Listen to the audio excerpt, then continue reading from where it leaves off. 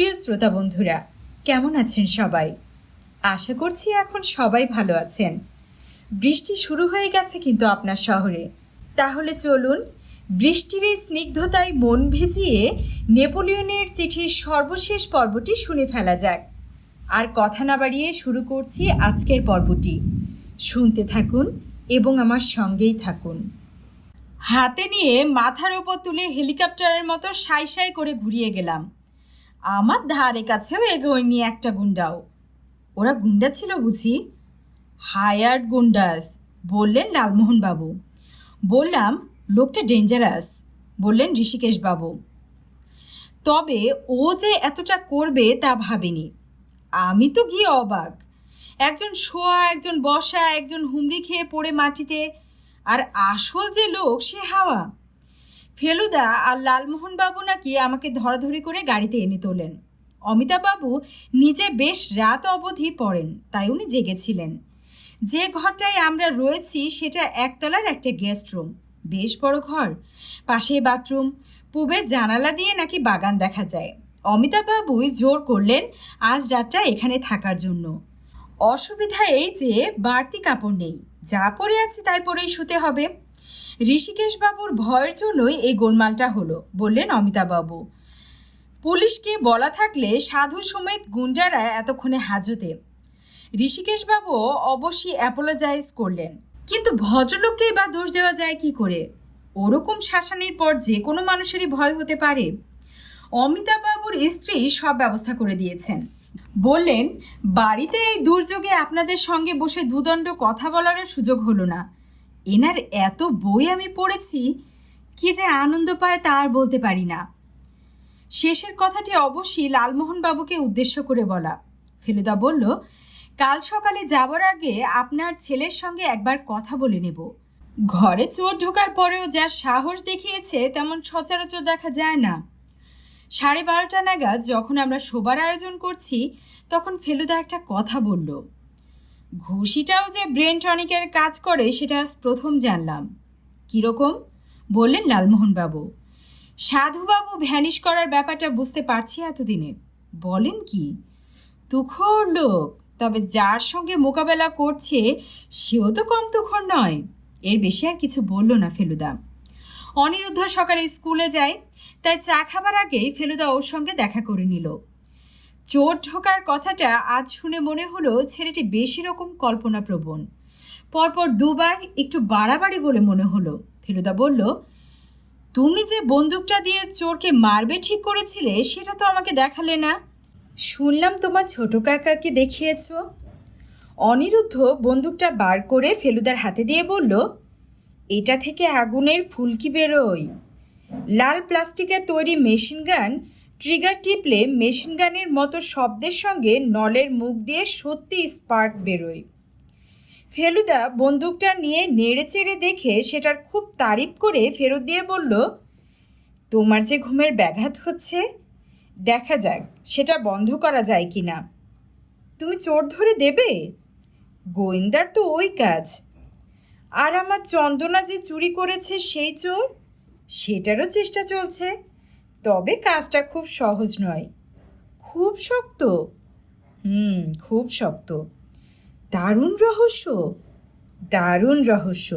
আর সেদিন যে বললে খাঁচার দরজায় রক্ত লেগে আছে, ওটাই তো ভরসা, ওটাই তো ক্লু। ক্লু মানে? ক্লু হলো যার সাহায্যে গোয়েন্দা দুষ্টু লোককে জব্দ করে। লালমোহনবাবু হঠাৎ জিজ্ঞেস করলেন, আচ্ছা, তোমার পাখিকে কথা বলতে শুনেছ? হ্যাঁ, বলল অনিরুদ্ধ। আমি ঘরে ছিলাম আর শুনলাম পাখিটা কথা বলছে। কি কথা? বলছে, দাদু ভাত খান, দাদু ভাত খান। আমি তখনই বেরিয়ে এলাম, কিন্তু তারপর আর কিছু বলল না। লালমোহনবাবুর মুখে হাসি। অনিরুদ্ধ শুনেছে দাদু ভাত খান, আর লালমোহনবাবু শুনেছেন বাবু সাবধান। মানতেই হয় দুটো খুব কাছাকাছি। পাখি নিশ্চয়ই ওই ধরনের কিছুই বলছিল। আপনার এখানে পাখি ধরতে পারে এমন কেউ কি আছে? ফেলুদা অমিতাভবাবুকে জিজ্ঞেস করল। আমাদের মালির ছেলে আছে, শঙ্কর, বললেন অমিতাভবাবু। এর আগে দুই একবার ধরেছে পাখি। খুব চালাক চতুর ছেলে। তাকে বলবেন একটু চোখ রাখতে। খুব সম্ভব চন্দনাটা আপনাদের বাগানেই রয়েছে। বারাসাতে থাকতে দেখেছিলাম যে খবরের কাগজে চন্দনার বিষয়ে বিজ্ঞাপনটা বেরিয়েছে। সেটার কাজ যে এত তাড়াতাড়ি হবে তা ভাবতে পারিনি। 12টা নাগাদ একটা বছর 25-এর ছেলে আমাদের বাড়িতে এসে হাজির। বেশ চোখা চোখা চেহারা, পরনে জিন্স আর মাথার চুলে কপাল ঢাকা কায়দা দেখলেই বোঝা যায় ইনি হাল ফ্যাশনের তরুণ। ফেলুদা বসতে বলাতে ভদ্রলোক মাথা নেড়ে বললেন, বসবো না, আজ একটা ইন্টারভিউ আছে। আমি আসছি ওই পাখির ব্যাপারে কাগজে যে বিজ্ঞাপনটা দিয়েছেন সেটা দেখে। ওটা আপনাদের পাখি ছিল? আমাদের মানে আমার দাদুর। দাদু মারা গেছেন লাস্ট মান্থ, তাই বাবা ওটাকে বেচে দিলেন। ওটা দেখাশোনা দাদুই করতেন। বাবা কোর্ট কাচারি করেন, মা বাতে ভোগেন। আর আমারও সত্যি বলতে ওসবে ইন্টারেস্ট নেই। কদিন ছিল আপনাদের বাড়ি? তা বছর 10। দাদুর খুব পিয়ারের চন্দনা ছিল। কথা বলতো? হ্যাঁ, দাদুই শিখিয়েছিলেন। খুব রসিক মানুষ ছিলেন। অদ্ভুত অদ্ভুত কথা শিখিয়েছিলেন। অদ্ভুত মানে? এই যেমন দাদুর পাশার নেশা ছিল। পাখিটাকে শিখিয়েছিলেন কচেবারো বলতে। তারপর ব্রিজও খেলতেন দাদু। খেলার সময় অপোনেন্টের তাস ভালো বুঝতে পারলে পার্টনারকে একটা কথা খুব বলতেন। সেটা পাখিটা তুলে নিয়েছিল। কি কথা? সাধু সাবধান। ঠিক আছে, অনেক ধন্যবাদ। আর কিছু? না, আর কিছু জানার নেই। বিজ্ঞাপন দেখে বুঝতে পারিনি এটা আপনার বাড়ি। সেটা না বোঝারই কথা। আপনাকে মিট করে খুব হলাম। যারা 5 ঘন্টা তার ঘরের দরজা বন্ধ করে বসে থেকে বিকেলে চা খেতে বেরিয়ে এসে ফেলুদা হাজরাকে একটা টেলিফোন করলো। কাল সকালে কি করছেন? কেন বলুন তো? হালদার বাড়িতে আসতে পারবেন 9টা নাগাদ? মনে হচ্ছে রহস্যের কিনারা হয়েছে, তৈরি হয়ে আসবেন। লালমোহনবাবুকে টেলিফোনে বলে দেওয়া হলো আমরা ট্যাক্সি করে চলে যাব তার বাড়ি 8:30টায়। সেখান থেকে তার গাড়িতে বারাসাত। রহস্য আরও বৃদ্ধি পেল নাকি? না, সম্পূর্ণ উদ্ঘাটিত। সবশেষে অমিতাভবাবুকে ফোন করা হলো। আপনাদের বাড়িতে কাল সকালে একটা ছোটোখাটো মিটিং করব ভাবছি। মিটিং? আপনাদের পুরুষ মেম্বার যে কজন আছেন তারা যেন থাকেন, আর হাজরাকে থাকতে বলেছি। কটায় করতে চাইছেন? 9টায় হাজিরা। আপনার কাজের হয়তো একটু দেরি হতে পারে, কিন্তু ব্যাপারটা জরুরি। অমিতাভবাবু রাজি হয়ে গেলেন। পুরুষ মেম্বার মানে কি অনুকেও চাইছেন? না, সে না থাকাটাই বাঞ্ছনীয়। এটা শুধু প্রাপ্তবয়স্কদের জন্য। আমরা যখন পৌঁছালাম তার আগেই হাজরার দল হাজির। ফেলুদা এরকম ধরনের মিটিং এর আগেও করেছে। প্রত্যেকবারই আমার মনের মধ্যে একটা চনমনে ভাব, কারণ জানি না কি হতে চলেছে, কার ভাগ্যে হাত করা আছে, কিভাবে ফেলুদার রহস্যের সমাধান করেছে। লালমোহনবাবু আমাকে বললেন, আমি চিন্তাটাকে স্রেফ অন্য পথে ঘুরিয়ে নিয়েছি। এ ব্যাপারে ব্রেন খাটিয়ে কোনো লাভ নেই, কারণ আমার ঘিলুতে অনেক ভেজাল। তোমার দাদাটা পিওর। নিজের তৈরি রহস্যের সমাধান এক জিনিস, আর অ্যাকচুয়াল লাইফের সমাধান আরেক জিনিস। নিচের বৈঠকখানা ঘরে জমায়েত হয়েছি। ঋষিকেশ বাবুর দিল্লি যাবার সময় হয়ে এসেছে। বললেন, এই বাড়ি ছেড়ে যেতে পারলে বাঁচি মশাই। কাজ থাকলে তবু একটা কথা, এখন প্রাণ হাঁপিয়ে ওঠে। অচিন্তবাবুর সঙ্গে ভালো করে আলাপ হয়নি। তিনি আপত্তি করেছিলেন এই মিটিংয়ে উপস্থিত থাকার ব্যাপারে। তার নাকি একটা বড় পার্ট নিয়ে খুব পরিশ্রম করতে হচ্ছে। কালই নাকি নাটকটার প্রথম শো। ভদ্রলোক ফেলুদাকে বললেন, আপনার এই ব্যাপারটা কতক্ষণ চলবে? ফেলুদা বলল, খুব বেশি হলে তো আধা ঘন্টা। ভদ্রলোক তাও গজগজ করতে লাগলেন। কফি খাবার পর ফেলুদা উঠে দাঁড়ালো। কালশিটে ঢাকার জন্য ও আজ একটা কালো চশমা পরেছে। এটা ওর একেবারে নতুন চেহারা। হাত দুটোকে প্যান্টের পকেটে পুরে সে আরম্ভ করলো তার কথা। পার্বতীচরণের খুনের ব্যাপারে আমাদের যেটা সবচেয়ে অবাক করেছিল সেটা হলো সাধন দস্তিদারের অন্তর্ধান। 10টা থেকে 10:30টার মধ্যে খুনটা হয়। সাধন দস্তিদার পার্বতীবাবুর ঘরে ছিলেন 10:15 থেকে 10:30 পর্যন্ত। 10:30টায় তাকে আমরা ঘর থেকে বেরিয়ে সিঁড়ির দিকে যেতে দেখেছি। 10:35-এ অনিরুদ্ধর সঙ্গে কথা বলে পার্বতীবাবুর ঘরে গিয়ে আমরা তাকে মৃত অবস্থায় দেখি। তৎক্ষণাৎ সাধন দস্তিদারকে খোঁজা হয়, কিন্তু পাওয়া যায় না। দারোয়ান বলে তাকে গেট থেকে বেরোতে দেখেনি। বাগানে খোঁজা হয়, সেখানেও পাওয়া যায়নি। কম্পাউন্ডের যে পাঁচিল সেটা 8 ফুট উঁচু, সেটা টপকানো সহজ নয়, বিশেষ করে হাতে একটা ব্রিফকেস থাকলে। আমরা এখানে অচিন্ত্যবাবু ফেলুদাকে বাধা দিলেন। সাধনবাবুর আগে যিনি এসেছিলেন তাকে কি আপনি বাদ দিচ্ছেন? আপনার বাবাকে যেভাবে আঘাত করা হয়েছিল সেটা শক্ত সমর্থ লোকের পক্ষেই সম্ভব। পেস্টনজির আর্থাইটিস আছে, তিনি ডান হাত কাঁধের উপর তুলতে পারেন না। অবশ্যই পেস্টনজি ছাড়াও একজন তৃতীয় ব্যক্তি ছিলেন যিনি পেস্টনজি ও সাধনবাবুর ফাঁকে পার্বতীবাবুর ঘরে গিয়ে থাকতে পারেন। তিনি কে? আপনি। অচিন্ত্যবাবু সোফা ছেড়ে উঠে পড়েছেন। আপনি কি ধারণা করছেন আমি শুধু বলেছি আপনার সুযোগ ছিল। আপনি খুন করেছেন সে কথা তো বলিনি। তাও ভালো। যাই হোক, সাধনবাবুর অন্তর্ধান বিশ্বাসযোগ্য হয়, এক, যদি দারোয়ান ভুল বা মিথ্যে কথা বলে থাকে, আর 2, যদি সাধনবাবু এই বাড়ি থেকে না বেরিয়ে থাকেন। কোনো চোরা কুঠুরিতে আত্মগোপন করার কথা বলছেন? ঋষিকেশবাবু প্রশ্ন করলেন। অমিতাভবাবু বললেন, সেরকম লুকোনোর কোনো জায়গা এ বাড়িতে নেই। একতলার অধিকাংশ ঘরই তালাচাবি বন্ধ। এক বৈঠকখানা খোলা, রান্নাঘর ভাড়ার ঘর খোলা, আর ঋষিকেশবাবুর ঘর খোলা। এবং সে ঘরে তাকে আমি আশ্রয় দিইনি সেটা আমি বলতে পারি, বললেন ঋষিকেশবাবু। শুধু তাই নয়, সাধনবাবু যখন আসেন তখন আমি ছিলাম না। আমরা পোস্ট অফিসে খোঁজ নিয়েছি, বলল ফেলুদা। আপনি টেলিগ্রাম পাঠিয়েছেন পোস্ট অফিস খোলার সঙ্গে সঙ্গে, তখন 10টা। 5 মিনিট লেগেছে আপনার টেলিগ্রাম করতে। তারপর আমি যাই ঘড়ির ব্যান্ড কিনতে। দুঃখের বিষয়, দোকানের লোক আপনাকে মনে করতে পারছে না। মিস্টার মিত্তির, দোকানের লোকের স্মরণশক্তির ওপর নির্ভর করেই কি আপনি গোয়েন্দাগিরি করেন?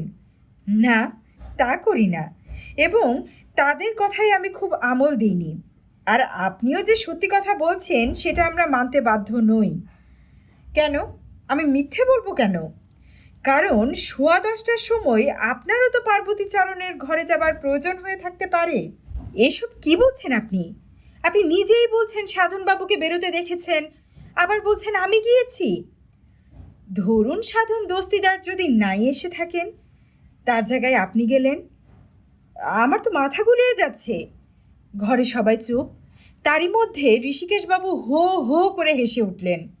মিস্টার হালদার কি উন্মাদ না জরাগ্রস্ত যে আমি দাড়ি গোপ লাগিয়ে তার ঘরে ঢুকবো আর তিনি আমাকে চিনবেন না? কি করে চিনবেন ঋষিকেশবাবু? আপনি যদি গোপ দাড়ি লাগিয়ে চোখের চশমাটা খুলে পোশাক বদলে তার ঘরে ঢোকেন, তাহলে আপনাকে 7 বছর আগে সাধন দস্তিদার বলে কেন মনে করবেন না পার্বতীবাবু? আপনি আর সাধন দস্তিদার যে আসলে একই লোক। প্রতিশোধ নেবার জন্য চেহারা পাল্টে নাম পাল্টে সেই একই লোক যে আবার সেক্রেটারি হয়ে ফিরে এসেছে, সেটা তো বোঝেনি পার্বতীচরণ। ঋষিকেশবাবুর মুখের ভাব একদম পাল্টে গেছে। তার ঠোঁট নড়ছে, কিন্তু মুখ দিয়ে কথা বেরোচ্ছে না। 2জন কনস্টেবল এগিয়ে গেল তার দিকে। ফেলুদার কথা এখনও শেষ হয়নি। খুনের পর কি আপনার ভাড়া করা কোটের পকেটে পেপারওয়েট পুড়ে তার ওজন বাড়িয়ে আপনি পুকুরে ফেলে দেননি? তারপর নিজের ঘরে গিয়ে আবার ঋষিকেশ দত্ত সেজে বেরিয়ে আসেননি? এই শীতকালেও ঋষিকেশবাবুর শার্টের কলার ভেজে গেছে। আরও একটা কথা বলে চলল ফেলুদা, সাধু সাবধান কথাটা কি আপনার চেনা চেনা লাগছে? অনিরুদ্ধের জন্য কেনা চন্দনার মুখে কি কথাটা শোনেননি আপনি সম্প্রতি? আর শুনে আপনার কুসংস্কারচ্ছন্ন মনে কি এই বিশ্বাস ঢোকেনি যে কথাটা আপনাকেই উদ্দেশ্য করে বলেছে? আপনি সাধু সেজে মনিবের সর্বনাশ করতে যাচ্ছেন জেনেই পাখি এই সাবধান বাণী উচ্চারণ করেছে। আপনি কি এই পাখিকে খাঁচা থেকে বার করে বাগানে নিয়ে গিয়ে ছেড়ে দেননি? এবং এই কাজটা করার সময় আপনাকেই কি পাখি জখম করেনি? ঋষিকেশবাবু এবার লাফিয়ে উঠলেন চেয়ার থেকে। Absurd, absurd! কোথায় জখম করেছে, কোথায়? ইন্সপেক্টর হাজরা, আপনার লোককে বলুন তো ও ডান হাত থেকে ঘড়িটা খুলে নিতে। প্রচণ্ড বাধা সত্ত্বেও ঘড়ি খুলে নিল। কবজিতে প্রায় 1 ইঞ্চি লম্বা একটা আঁচড়ের দাগ, সেটা দিব্যি ঘড়ির ব্যান্ডের তলায় লুকিয়েছিল। আমি খুন করতে চাইনি, দোহাই আপনার, বিশ্বাস করুন। ঋষিকেশবাবুর অবস্থা শোচনীয়। সেটা অবিশ্বাস্য নয়, বলল ফেলুদা, কারণ আপনার আসল উদ্দেশ্য ছিল নেপোলিয়নের চিঠিটা নেওয়া। পেস্টনজির বড় রকম দর দিয়েছেন সেটা আপনি জানতেন। মিস্টার হালদার বেচবেন না সেটাও আপনি পূর্ব অভিজ্ঞতা থেকে জানতেন, কিন্তু জিনিসটা চুরি করে তো পেস্টনজির কাছে বিক্রি করা যায়, তাই? আমি না, মরিয়া হয়ে প্রতিবাদ জানালেন ঋষিকেশবাবু। আগে আমার কথা শেষ করতে দিন। ফেলুমিত্তির আধা খেচড়াভাবে সমস্যার সমাধান করে না। এ ব্যাপারে আপনি একা নন, সেটা আমি জানি। চিঠিটা বার করে এনে নিজের ঘরে গিয়ে মেকআপ বদলে আপনি যান আরেকজনের কাছে চিঠিটা দিতে। কিন্তু বাড়িতে খুন হয়েছে, খানা তল্লাশি হবে, সেটা জেনে এই দ্বিতীয় ব্যক্তিও সাময়িকভাবে চিঠিটাকে অন্য জায়গায় চালান দেন, তাই নয় অচিন্ত্যবাবু? প্রশ্নটা একেবারে বুলেটের মতো, কিন্তু লোকটার আশ্চর্য নার্ভ। অচিন্ত্যবাবু ঠোঁটের কোণে হাসি নিয়ে দিব্যি বসে আছেন সোফায়। বলুন বলুন, কি বলবেন, বললেন ভদ্রলোক। আমি তো দেখছি সবে জেনে বসে আছেন। আপনি 10:30টার একটু পরে একবার আপনার ভাইপোর ঘরে যাননি? গিয়েছিলাম বই কি। আমার ভাইপোর ঘরে যাওয়া তো আর কোনো বাধা নেই। সে কদিন থেকেই বলেছে তার নতুন খেলনা দেখাবে, তাই গিয়েছিলাম। আপনার ভাইপোর ঘরে গতকাল এবং তার আগের রাত্রে একজন চোর ঢুকেছিল। সে যা খুঁজেছিল তা পায়নি। আপনি কি অস্বীকার করতে পারেন যে সে চোর আপনি? এবং আপনি খুঁজতে গিয়েছিলেন নেপোলিয়নের চিঠি, যেটা আপনি তার ঘরে লুকিয়ে রেখেছিলেন। চিঠিটা পাবেন এই বিশ্বাসে আপনি পেস্টনজিকে ফোন করে অফার দিয়েছিলেন। তারপর সেটা না পেয়ে আর পেস্টনজির ওখানে যেতে পারেননি। আমি যখন লুকিয়েছিলাম তখন সেটা আমি কেন পাবো না সেটা বলতে পারেন? কারণ যাতে লুকিয়েছিলেন সেটা ছিল খোকার বালিশের তলায়। এই যে। ফেলুদা মিস্টার হাজরার দিকে হাত বাড়িয়ে দিল। হবি সেন্টার থেকে কেনা লাল প্লাস্টিকের মেশিন গান চলে এলো ফেলুদার হাতে। তার নলের ভেতরে আঙুল ঢুকিয়ে টান দিয়ে বেরিয়ে এলো গোল করে পাকানো নেপোলিয়নের চিঠি। ঋষিকেশবাবুর মেকআপের ব্যাপারে আপনি মাল মশলা সাপ্লাই করেছিলেন বোধহয়? প্রশ্ন করল ফেলুদা। ভাগবাটোয়ারা কীরকম হতো? 50-50? মালির ছেলে শঙ্কর চন্দনাটা ধরতে পেরেছিল ঠিকই, যদিও পাখি ফেরত পাওয়ার পুরো ক্রেডিটটা তার খুদে মক্কেলের কাছে পেল ফেলুদাই। অমিতাভবাবু ফেলুদাকে অফার করেছিলেন পার্বতীচরণের কালেকশন থেকে একটা কোনো জিনিস বেছে নিতে। ফেলুদা রাজি হলো না, বলল, এই কেসটায় আমার জড়িয়ে পড়াটা একটা আকস্মিক ঘটনা। আসলে আমি এসেছিলাম আপনার ছেলে ডাকে, তার কাছ থেকে তো আর ফি নেওয়া যায় না।